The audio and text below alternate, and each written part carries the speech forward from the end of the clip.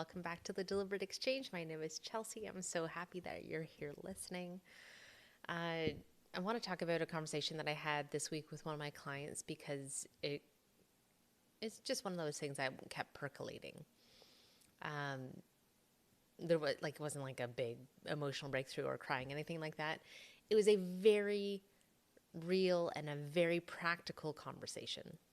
But underneath it was something that I see in a lot of women, especially women who are really capable, really responsible, and used to being the one that people rely on. And in this particular instance, she was sitting in front of a massive opportunity, the kind that on paper looks like something that you should absolutely say yes to. Leadership, ownership, growth, more responsibility, more influence. And what was interesting about this is that the more that we talked about it, the less clear it became that this was actually the right move for her. Not because she couldn't do it, like she absolutely could. There's no doubt in my mind. And that is where the tension is. Because a lot of women get offered things in life not because they're aligned, but because they are capable. And I think that those are two very, very different things. Just because you can carry something doesn't automatically mean it is yours to carry. And I think that this is something that high capacity women run into all the time. You become known as the person who can handle all the things. You're reliable, you're thoughtful, you care about doing a good job, you step up, and over time, people start bringing you more and more opportunities, more responsibility, more expectations. And if you're not careful, you can start confusing opportunity with obligation. One of the things that really stood out to me in this conversation was so honest, and that's what I love about this client in particular. She's like, part of me wonders if I just want to stay as an employee. And you could hear the judgment in her voice when she said it.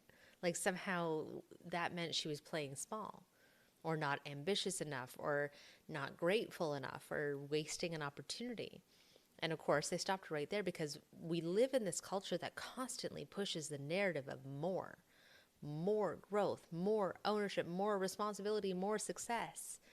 But rarely do we encourage people to stop and ask, what do I actually want my life to look like? Not what am I capable of, not what someone else thinks I should do, but what actually fits the life that I want to live. Because sometimes what someone wants is to do meaningful work and still go to their kids' hockey game. To be responsible at work without their nervous system being in a constant state of stress. To contribute without their entire identity being wrapped up in their job. And there is absolutely nothing small about that. Like, that is massive clarity. And another piece that showed up in this conversation was something that I see in a lot of women, especially myself. The fear of disappointing anybody. She said to me at one point, like, I think that this is why, like, this is part of me not wanting to disappoint them. And it's such a common pattern, especially for women who are conscientious and loyal. We don't want to let people down. We don't want to make any kind of inconvenience. We certainly don't want anybody to think that we're ungrateful or difficult. So I find that instead of asking, is this right for me? We start asking, how do I say yes in a way that works? Even if something in our gut is hesitating. And I think that this is where people pleasing and what we call the fawn response can show up in leadership. Because the instinct becomes, how do I make sure everyone else is comfortable? How do I make sure nobody is disappointed?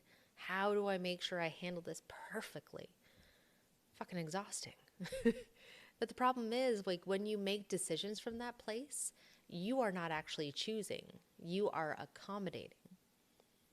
And one of the things that we ended up doing in this conversation was slowing the whole thing down. Because big decisions made from a rushed or depleted place almost never feel good later. And when we walk through 4 really simple questions that I think are so helpful anytime you're facing something significant, like, this is going to help. So the first one is, what am I actually afraid of? And I don't want the polished answer here or the most logical answer. I want the real fears. Maybe you're afraid of disappointing somebody. Maybe you're afraid that you won't be able to handle the pressure. Maybe you're afraid that it will cost you your time, your family, your energy.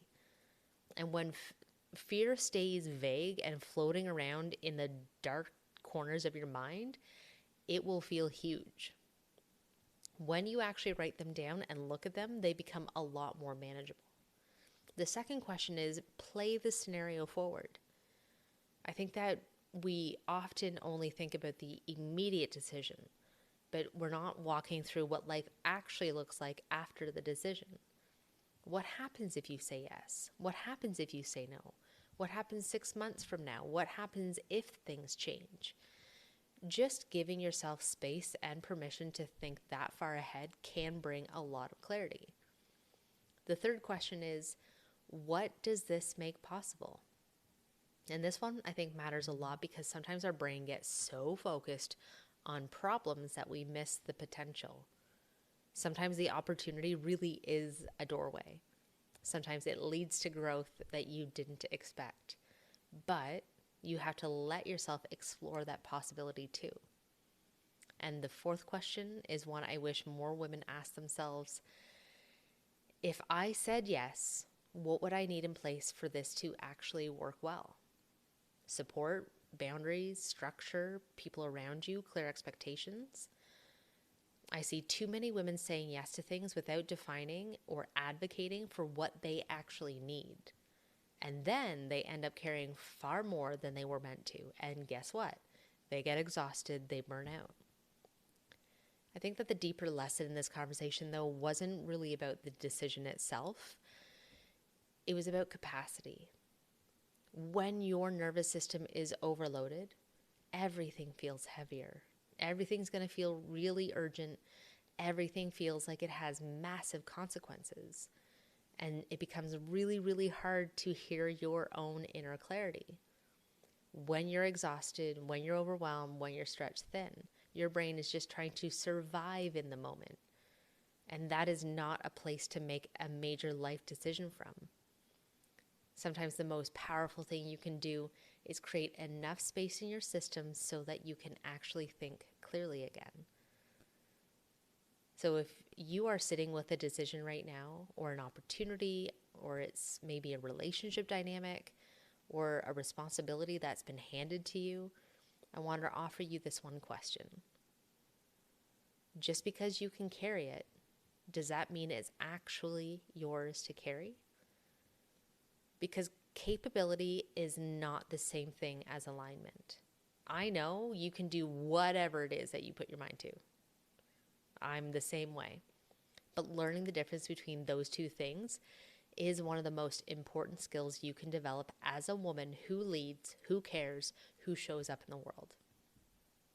If this conversation has resonated, if you are in the middle of that decision or walking through something, this is actually the kind of work that we do inside the deliberate practice. Learning how to slow down, how to regulate your nervous system, and how to make decisions from a grounded place instead of from pressure or a stress response. Because when your body is steady, your mind gets clear. And from that place, the right next step usually becomes really obvious. So if this has resonated, please share it with somebody in your life who is maybe walking through the same thing and they would benefit from hearing this. I would really appreciate it if you leave a review or like and follow this podcast. And in the meantime, breathe it in, be deliberate, and please be good to yourself.